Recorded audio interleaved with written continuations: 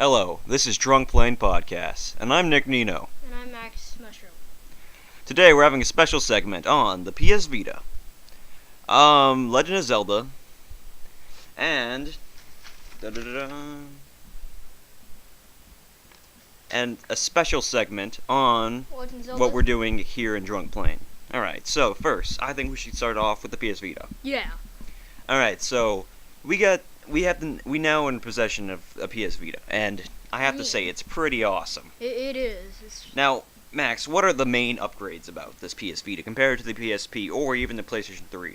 Oh, well, you have a touchscreen, a back touchpad, and 2 analog sticks.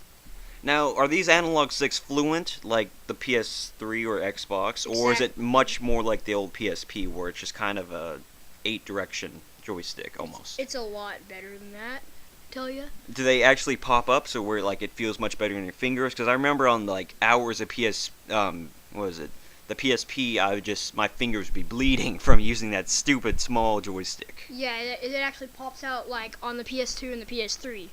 That I like a lot. Alright, and it has a back touchscreen. Now, I saw this, and the only thing I could think of, that's the stupidest idea I've ever heard. Why would you want a back touchscreen? Is it even slightly useful, or? It is very useful, except it's not a touchscreen, it's a touchpad, so... Touchpad, excuse me. But yeah, it's really useful, especially in the Big Planet PS Vita, because the back touchpad, there are certain materials you can move forward with the back touchpad, and on the touchscreen you can move them backward. Now, how does this touchpad work? Does it replace a button on the PS3? Actually, no. It's like a touchpad. It's like having another analog stick, or is it like having a zoom out? It depends on what game you're playing. I see. So, it adds the creators at another level. It's almost like another button control scheme. Like, they can add this in their control schemes, and it adds for much more fluent gameplay. I like that a lot. Alright, so, what, have you played, you played Little Big Planet, yes? Yeah. Now, I started off with the Little Big Planet games, and they're cute little addicting games. Yeah. How is this new one? Does it live up to PS3 standards, or is it like the old PSP one that sucks? The PSP one sucked, but I gotta tell ya, the new PS Vita one, it's actually as good as Little Big Planet 2 on the PS3. Good or better? I'd say the same. They're the same? Like your children, you love them equally? Except that it has a little bit better because special things you can get just for the PS Vita. Define special things, like ability to use a touch screen to move certain objects around. Alright, so I can obviously see you're a fan. Alright, moving on. How about that Zelda? Now, here's the thing. Zelda's been around since the 80s, and Link and Zelda have gone through so many changes since the earlier games. Yeah. In the new games, Link is much more adult-like most of the time, except in his Toon Link, where he's much more childish. However, before, he was always kind of this kid little figure. Now, Zelda was the first real adventure game ever made. Yeah. And now that there's a bunch of new... Well, I wouldn't say the first adventure game ever made. Just the first good adventure game ever made. Yeah. Anyways, so these new ones, I have to say, I love Twilight Princess, and I love, whatchamacallit, Skyward Sword. I haven't played Skyward Sword yet, actually. But it's awesome. But Wind Waker awesome. They don't live up to what the Ocarina and the original Zelda lived up to. Now, They're still awesome, though. The Wii U has a lot of new control schemes and stuff like that. Hopefully, with these control schemes, they will be able to make a better game. They have. There's been several demos and reviews. Well, not reviews because it's not actually released yet. Well, they've had.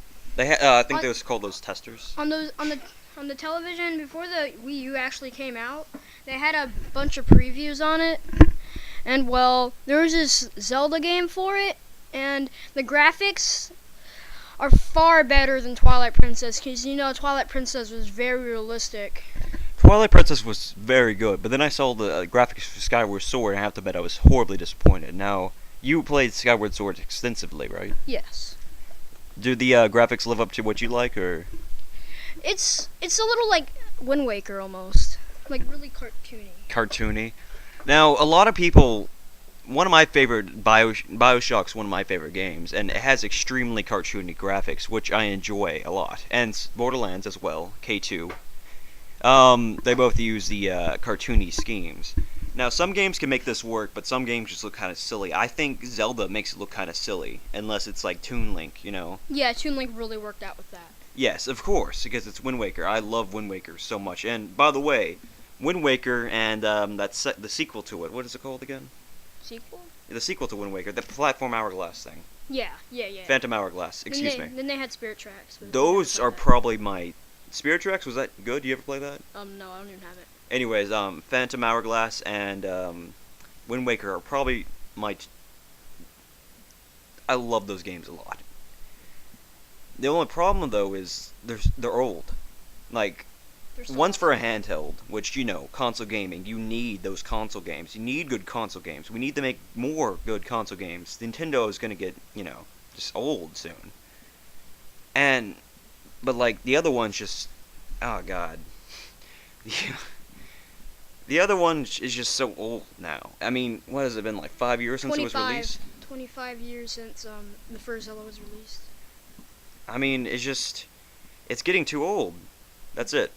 Alright, so, Skyward Sword, though, it used the Wii Motion Plus controller. Where you hold your arm after it's calibrated, where you hold your arm is where Link holds his sword. So you'll be holding your arm in the air, and Link will be doing the exact same thing. And you can be holding your arm to the right, the Wii remote pointing right, and Link's hand will be doing the same thing unless it's not calibrated correctly. now how often does the Wii mess up on this? Because technical difficulties on the Wii have been... It's probably the most aggravating thing I've ever had to deal with on the Wii. I have hated myself after doing some of this stuff. Well, it actually depends how much you use it and how long you set the Wii remote down for a while, because it gets off a little bit after it's been sitting not straight up at the TV. See, For a that's while. that's not how I like to play video games. Though I like to sit back, you know, in my room with my PlayStation. Controllers. Yeah, you know, just sometimes I'll even freaking lay in my bed and just lay there and play, you know, Fallout or something. Yeah, but it worked out a lot better with Twilight Princess because you could just sit in your bed, slightly shake the Wii remote, and Link would swing his sword like crazy. Yeah, that's extremely basic controls. It was really nice. But with Skyward Sword, you don't have that option anymore. You have to stand up now, right? Or you have to at least like get into stand it. up. See, I'm not sure I'm into that, but You get used to it. you get used to it. That's good. Now, Zelda also came. Skyward Sword came with a CD, correct? Actually, not all of them, just the bonus. Oh, so it's kind of like a Game of the Year edition where it comes with something special. Yeah, it comes with the Legend of Zelda Symphony CD. Symphony. Symphony. Symphony. Symphony. Symphony. What did you say, boy? Say it again. Symphony. It came with the CD. The disc is, you know, that little goldish color. Oh, the classic Zelda Gold. Yeah, like that. Now, this has songs from all the games, right? No, not all of them. I can actually go pull it out right now, if you want. Nah, that won't be necessary. Okay. But is it just Ocarina, Platform it only Hourglass? had like one Ocarina song, and it But- had a couple of Wind Waker songs, a couple Ocarina songs, and mostly the Twilight Princess. Twilight Princess on there was amazing. Then they had the classic Legend of Zelda song, and then they had the what was it? Then they had the Skyward Sword Ballad of the Goddesses. It's awesome. I can only imagine. Now, I was actually listening to it earlier. It sounds really good, and it actually sounds. Some of it sounds better than in the game. Actually, it's what it is in the game. It is in the game. Well, I'm just saying that now that it's been redone. Yeah. Yeah. It actually sounds a lot alike. Almost Yeah. exactly the same. Anyways, so also there's rumors that Zelda is selling out to Xbox, what is that, Microsoft and Sony, so that they're selling the rights to Legend of Zelda games. That's not happening. Do you have proof? No, they aren't doing it. I know that. Oh yeah. Yeah, it's actually true. Where'd you find this out?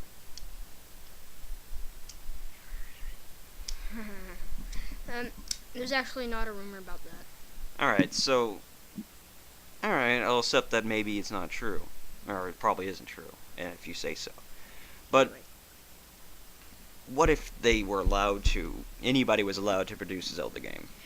Well, it wouldn't be as good because you need Shinjiro Mayato with that, or it will not be as good as it's supposed to be. He isn't going to be around forever, though. What are we going to do when he leaves? They're probably not going to make any more. Just end Zelda for that? Now, here's the thing about the legendary game characters like Pac-Man, Mario, Yes. Zelda, Link, Metroid, I guess. But Metroid's pretty much dead after that last game. Anyways, people want those games to keep coming forever. Like, they never want them to stop. That's not So- going to happen. Here's the thing about the rights, though. The little fantasy behind it is, if, you allowed some kind of random director to come up, maybe he could be better than the originals. But that might not always be true. Oh no, they could also slaughter it like they do with a lot of other things. Like, I have a great example right here. Pac-Man, Namco sold its rights to, Then iTunes? I can't quite remember. But anyways, they made Pac-Man World games, and Oh, those those were were- horrible. Those were okay, but No, they were weren't just really good at awful. No, basically, They the were premise hard. behind it was to make a platformer out of Pac-Man that combined, all. With the 3D on the GameCube. yeah, it's 3D, and also it combines, like, still the classic Pac-Man eating ghosts thing and collecting dots. Yeah. Now, this was a cute idea at the beginning, but It didn't really here's turn the out thing that about good. the reality is, Pac-Man just wasn't meant to be a platformer. No, it was meant to be. It's like making a adventure game out of Pong. It just isn't a good idea. No, now- I don't think Pong would be a good idea in the first place. What if they made, like, a multi-ending, like, story, like, kind of like Mass Effect RPG out of Zelda? This could go in two directions. It could either be Actually, god-awful, or...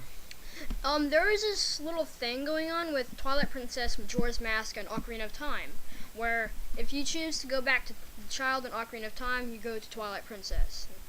If you don't decide to go back to a child, and if you decide to go back into a child, you end up in Majora's Mask game.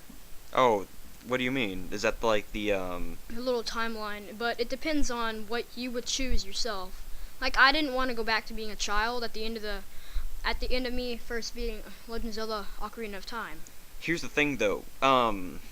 Zelda timeline isn't black and white. There's no true Yeah. definition of it. So that's just a theory, what you just described there.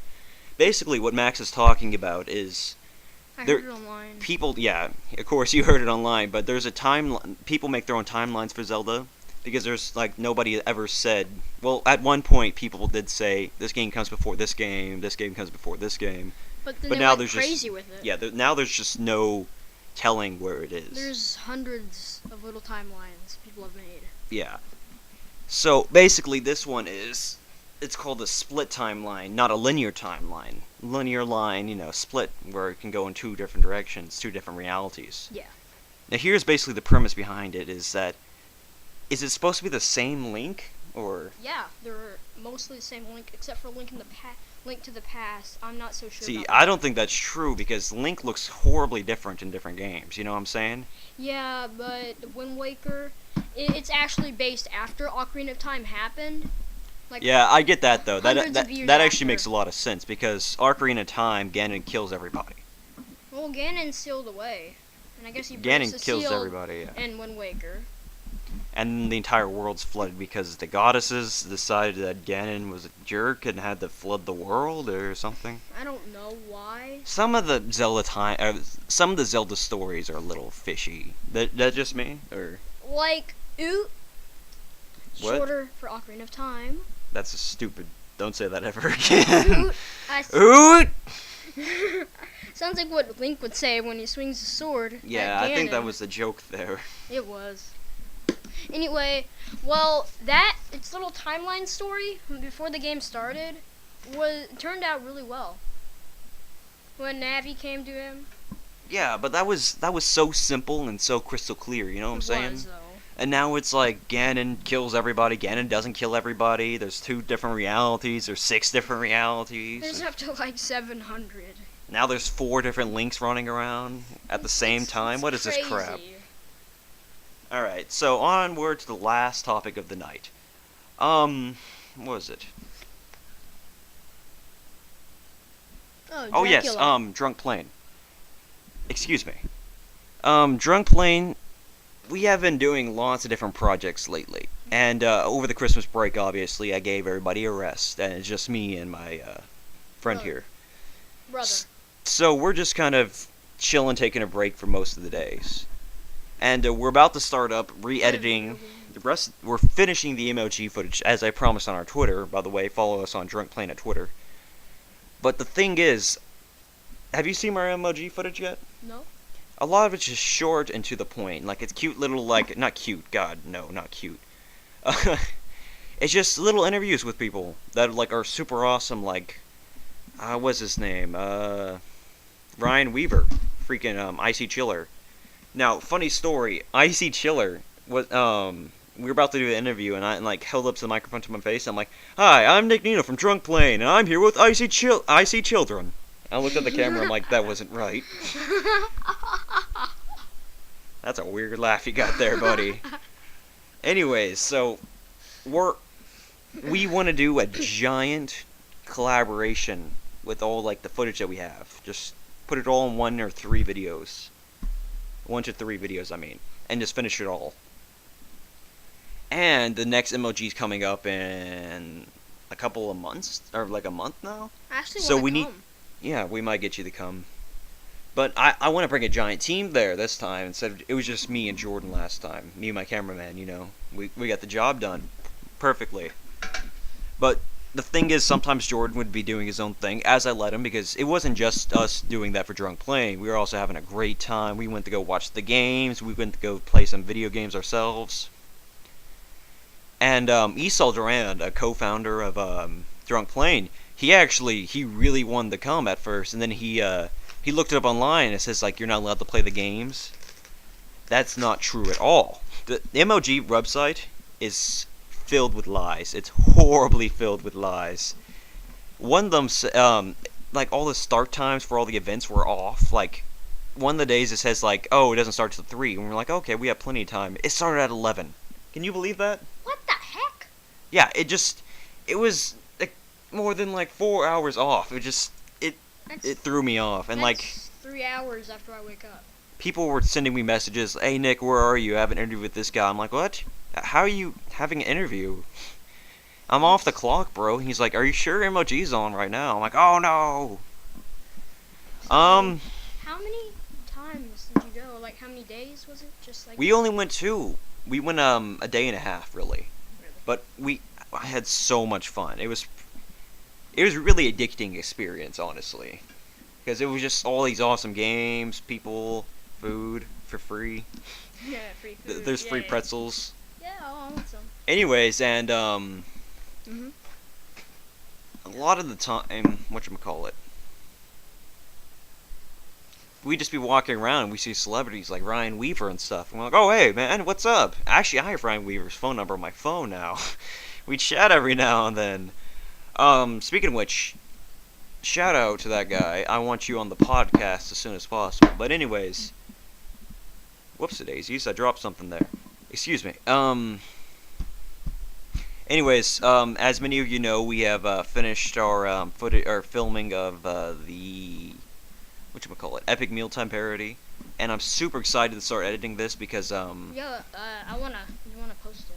yeah, we want to post it as soon as possible. It's a long time coming, but it's just we're trying to get in a new editor, so we have to work around his schedule now, and oh my god, is it freaking annoying. You got a new camera. Oh yes, we got new equipment as well. You New got cameraman, new and camera, new microphone, and even 2 new employees. We got this little Woot. stand for the. Tripod. Yeah, buddy. I've got a tripod. Yes, I'm teaching Max here to become a cameraman eventually, so he can film at MLG with me. And he's like, "How tall are you, kid?" About 4.5 feet. 4.5 feet. And he's gonna be holding a tripod bigger than him. It's gonna be hilarious. Just you wait. Actually, I'm a little bit taller than it. All right, we're about to hit the 20-minute mark here, and I thank you guys for joining us. Tune in next week, or hell, next time. We'll probably be doing this all week, actually. Thank you for joining us, and we'll get all our footage up on the internet soon. If you have any suggestions, please send them to drunkplane@gmail.com. drunkplane@gmail.com. Thank you very much. Have a great night, guys. I'll see you later. Drunk Plane signing off. This is Nick. And Max Mushroom. See ya.